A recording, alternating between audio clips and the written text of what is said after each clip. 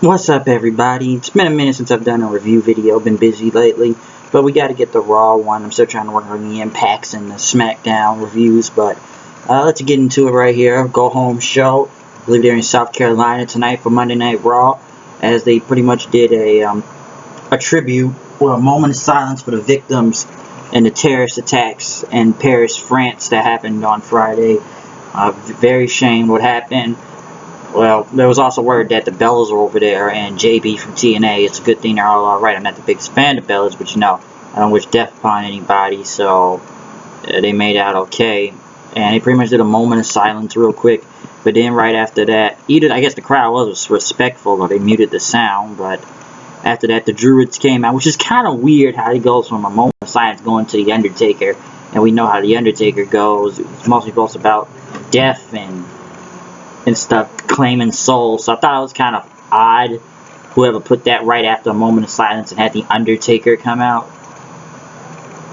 It just doesn't make a lot of sense what happened. The Druids came out, the Dead Man and Kane came out, as they talked about the Wyatts picking 2 members of their family, and pretty much that we are the true army of darkness. You thought you could take our bodies, but you did not claim our souls. That a man living or dead contains the power of the dark side. Typical Undertaker talk. Kane talked about you will not take out the fires of hell, he says. And that the brothers of destruction are ready. And what 2 family members are you going to sacrifice?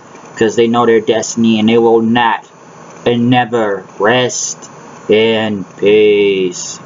As Undertaker would go on, the Wyatts then came out mocking the Dead Man and them, saying, 25 years is long enough we've had of you, and now I am the master, I am the decider, I will show you what my power is now. And then he get this brief lightning thunder. God, we've been doing a pyro show with Bray Wyatt again, his little pyro techniques. And then he laughed, and then pretty much did his little voice like death sounder, and pretty much the Druids all had sheep mask on. He said run, which they went in the ring, and pretty much like 10 of them, these 4'10" midgets pretty much got killed by the Undertaker and Kane. So this is Bray Wyatt's plan, was to send midgets in the ring. You're sending these kids that are like middle schoolers in Halloween costumes just to get chokeslammed by Undertaker and Kane. And then the Wyatts were going to go down, and then the Wyatts said, well, we got till Sunday. But this made no sense. Last week they kicked all of the Wyatts' ass, all 4 of them, and made them look like idiots. And now this is Bray Wyatt's big plan. This is your power, to send these short little people in Druid costumes to fight Undertaker and Kane. It was like 10 of them, and they got killed. These 4'10" idiots got killed. These were true vanilla midgets out there. What the hell was that? That made no... To be honest, this whole feud makes no sense anyways. Because we know Bray Wyatt would lose unless they try to swerve it. But you ridiculous to swerve the Undertaker's loss on his 25th anniversary. Like, come on. So, I don't know what this was a plan. And they even beat up Taker and Kane. The midgets, they went so high. Undertaker picked up that guy so high in the air doing a chokeslam. They almost going to kill him damn near.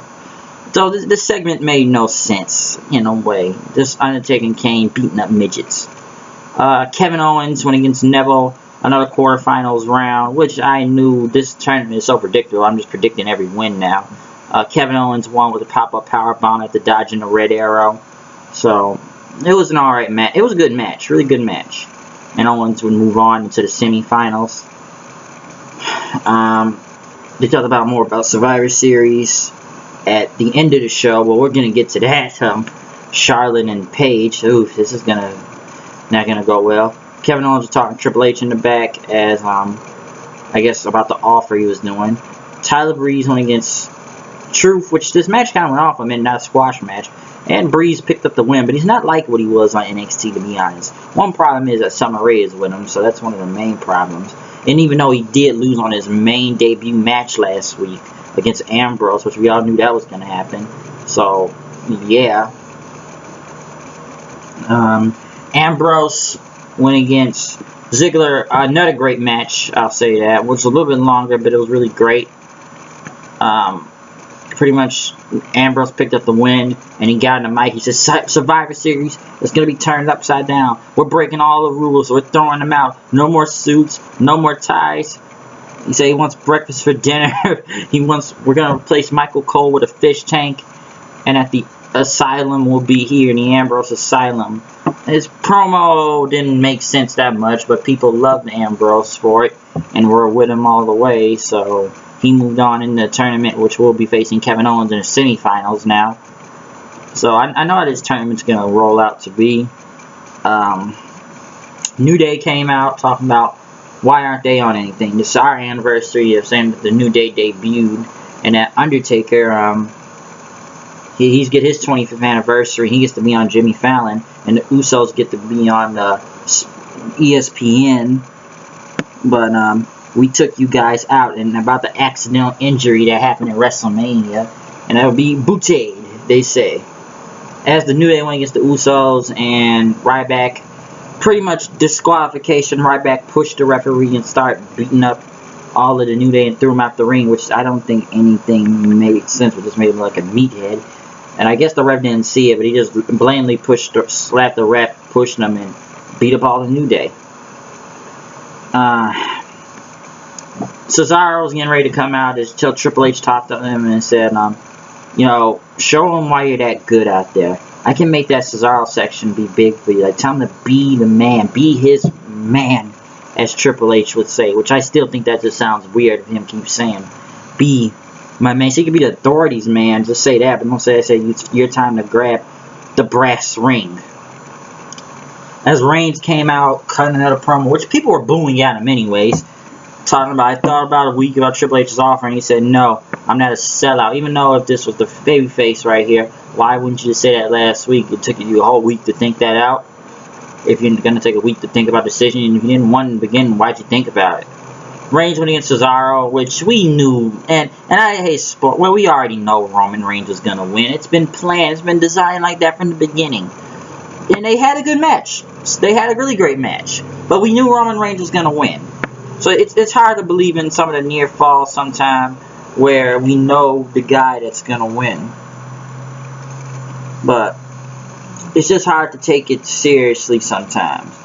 But the crowd looked like they were trying to get with it throughout there. There wasn't that much... to be honest, when the match was going, mostly it was everybody with Cesaro. They were booing it in Reigns. Everybody was with Cesaro wanting to win this match, but we knew he wouldn't win. So that wasn't going to happen, unfortunately. They did say something about Nick Bockwinkel, about his passing, which I'm just very surprised they didn't even put a graphic. I thought the moment of silence thing was going to be for him at the beginning of the show. You could even put a graphic up for Nick Bockwinkel, but they didn't do it. And I thought they weren't really going to show anything of it, but they didn't really mention his death until that little time, not even a memorial video package, so I'm surprised at that. Team 3D, the Dudleys went against Ascension, killed them. It was over. Who really gave a crap about this match? Nobody did. They were just filler, which I feel like they've now fizzled out. They're not going for the tag team titles anymore. What are they going to do? Just keep killing the Ascension every week, or any random tag team that's just there to be there? So I don't know what their plans are, but they're not doing anything. Mex America, Del Rio, and them pretty much was coming to the ring until Triple H still offered him, giving him, some offers to join the Authority. As Kalisto came out, which was this is the worst match tonight, and we're talking Botch City right here, folks. Botch City. It was a mess. They couldn't get the moves right. That backstabber looked horrible after Kalisto came off the ropes. Del Rio pulled Kalisto's mask off him accidentally, but it just still looked bad in general. Like, what the hell happened out there? And you can see Kalisto's face, and everybody saw it. And the match was just Botch City, and it was just, he still got the stomp, but it was just moves getting messed up, botch after botch after botch, and the unintentional unmasking was bad. I know they're trying to make this guy into Rey Mysterio 2.0, but jeez, this match was horrible. They both botched this. Honestly, even I don't know why Del Rio's back sometimes now. It was just bad. It was a horrible match. And we knew Del Rio was going to win. We knew he was going to win. And here's the worst part. We got the Divas contract signed, so I'm sure the ratings will bomb. Oh, the ratings are gonna bomb, folks. It's gonna go down. And we're coming to the ending of this. The contract signing of Paige and Charlotte, which Cole was out there. Just looking in the back, as they both came out talking. Charlotte said we were friends and stuff. You know, and I didn't come to this business to make friends. And Paige pretty much said, and she said, you were never champion, Paige. Even though Paige was champion 2 times, saying she looked up to her when she was the NXT Women's Champion and stuff. And that Charlotte must, pretty much Paige talked about Charlotte then. Oh yeah, she got up from a magazine cover from Dr. Phil and everything, pretty much making fun of that. And Charlotte went on to say we could have been like the PCB could have been like the 4 Horsemen or the next D-Generation X. Yeah, there's a fat chance. I don't know what you're watching, but Paige just went on almost like AJ mode. Just looked like she was very disinterested. But this is the worst part about it, this whole promo thing. And then like it was a back and forth, but did anybody care? The fact that they brought Reed Flair into this. Jesus Christ, whose idea was to bring Reed Flair? Yeah, I know he OD'd on cocaine and stuff, but was it a smart idea to bring his death into the situation? It's like every time Charlotte talks, she's about to cry in every sentence. Every time she talks, it wasn't even before even with the Reed Flair thing. It's like she talks so much, but look, she's always about to cry. And Flair says, and then Paige like, well, where's Ric Flair? Woo, pretty much. And that Paige said no one will have Charlotte's back on Sunday, including her father. And pretty much Charlotte told her to shut up and everything.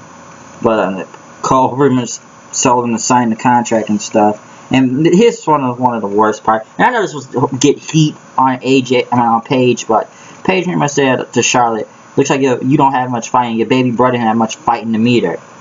And whose idea was to write this shit? Who gave the okay for this? Ric Flair?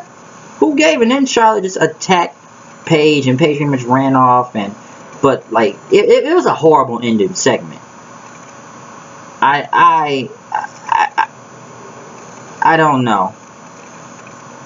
It just didn't make any sense. And I don't care who gave their blessing to do this, but it just wasn't funny. It wasn't even funny. It was just tacky. It was unnecessary to even do this. And yeah, we gave the Divas an ending segment, but was it worth it now? That was just horrible. And when I got word, I read earlier today that Reed Flair's mother is not. She's very pissed about this for mentioning. She pretty much ripped WWE creative, and I don't think she was part of this. Pretty much saying WWE writers really that's lazy, cheap heat, disgusting, disrespectful, cruel, and sad. And yeah, that was pretty. They did take it really far. Pretty much coming out Vince, Steph, and Triple H, and I don't blame her. You can't really blame her using her son's death and just to put heat on Paige. It just doesn't make sense. I don't think she didn't even see it coming, so she knows she didn't have any part to do with this whole thing. And I don't know if Ric Flair gave the okay to this or Charlotte was okay with this, but it's not gonna work. And by the way, let's just remember this. I believe he did overdose on cocaine around WrestleMania 29 at the time, so he's been dead for at least about a good 2-3 years, and they have to use his death just to get this match over. It was barely over to begin with. This just makes it worse. This is desperate. Half the show is desperate. This tournament is predictable. We know Roman Reigns is going to win this Sunday. And come on, he's going to kill Del Rio on this thing. And most likely, he'll beat Ambrose, which I really will believe it's going to be Ambrose and them. And these are my predictions. Number one of these two guys are going to turn heel. Most likely Reigns, if not Ambrose. Number 2, one of these guys are going to win the title, and most likely Reigns, and somebody's going to get cashed in by Sheamus. But who really wants to see Sheamus as champion? It's going to be a swerve. It's going to be some type of screw job. Somebody's joining Authority. Somebody's going heel, or Sheamus is cashing in. Those are a lot of predictions to throw out there, and one of those things are really going to happen. Because you expect this to happen. Anybody. So as for Kane and Undertaker, whoever the two those guys face, I don't know if they're facing all 4 or it's a 2-on-2, but that doesn't make sense either. Like, what are they doing on here? So somebody tell me, what the hell are they doing on this show? And none of this extras. Even mentioned Rousey got knocked out, which that was one crazy weekend. Ronda Rousey getting the hell knocked out of her, so that was one thing. Got KO'd, so I pretty much messes up WWE's plans for a minute with her. But it's just, it was horrible. Coming to the end of the show is horrible. Cesaro versus Reigns, great match. Ambrose, Ziggler, yeah. Undertaker and Kane beating up midgets in the ring. Why? The ending, Del Rio versus Kalisto sucked ass.